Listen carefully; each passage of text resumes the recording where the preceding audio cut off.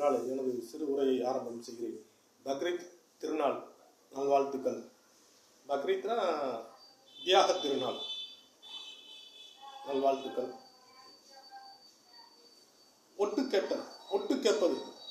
கேட்பது வந்து அது எப்படின்னா, ஒரு மனிதன் பேசுவதை இன்னொரு மனிதன் மறைமுகமாக மறைந்திருந்து ஒட்டு கேட்பது.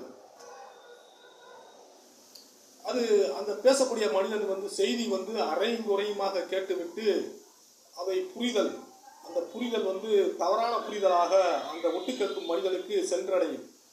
அதான் ஒட்டு கேட்டல். இப்போ மொழி தெரியாதவங்க ஒட்டு கேட்குறாங்க. அவங்க பேசுகிற மொழி வேற, இவங்க பேசுகிற மொழி வேற. அது இவங்களும் ஒட்டு கேட்பாங்க.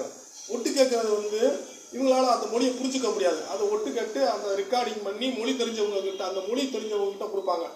அவரு சொல்றது வேற மாதிரி போயிடும். கடைசியில் அந்த மனிதன் பேசக்கூடிய வார்த்தைகள், சொற்கள் எல்லாமே மாறி சென்றடையும். அதான் ஒட்டுக்கேட்டல் வந்து தவறான விஷயம். இறைவன் திருக்குறானில் சொன்னது. இப்போ ஒரு கருத்து ஒரு மனிதன் சொல்ல வரானா அந்த கருத்தை வந்து முழுமையாக கேட்கணும். கேட்க முடியலன்னா பேசாமல் போயிடணும். அந்த கருத்து சொல்லக்கூடியவனை வந்து விமர்சனம் பண்ணக்கூடாது. இவனை பாரு, இவெல்லாம் ஒரு தகுதியானவனா, இவனுக்கு என்ன தகுதி இருக்கு, இதெல்லாம் பார்க்கக்கூடாது. கருத்து சொல்றதுக்கு வந்து ஒரு சினிமா ஸ்டாராக இருக்குன்னு அவசியம் இல்லை. ஒரு கூத்தாடியாக இருக்கணும்னு அவசியம் இல்லை. ஒரு ரோட்டில் போகிற பிச்சைக்காரன் கூட கருத்து சொல்லலாம். கருத்து சொல்லக்கூடிய மனிதர்களை பார்க்கக்கூடாது. அந்த கருத்தை தான் நம்ம செவி கொடுத்து கேட்கணும். அங்கே தான் வந்து பாயிண்டே இருக்குது. அப்படி யார் அப்படி கருத்துக்களை சொல்கிறத செவி கொடுத்து கேட்குறாங்களோ அந்த மனிதன் உயர்ந்த மனிதன். சில நேரங்களில் நானும் பேசியிருக்கேன். கருத்து சொல்கிறவங்கள இவெல்லாம் ஒரு ஆளாக வீணா போன இவெல்லாம் கருத்து சொல்ல வந்துட்டேன் அப்படிலாம் பேசியிருக்கேன்.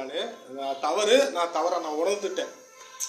தவறுனா நான் திருத்திடுவேன். நான் என் லைஃப்பில் அடுத்து வர முடியாத அளவுக்கு அதை திருத்திக்கிடுவேன்.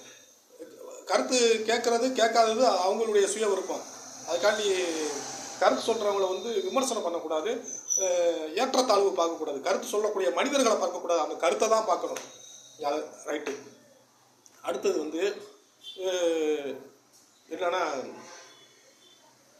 ஏதாவதுன்னா ஒரு விஷயம்னா ஒரு பிடிச்ச மனுஷர்கிட்ட சொல்லிடணும்.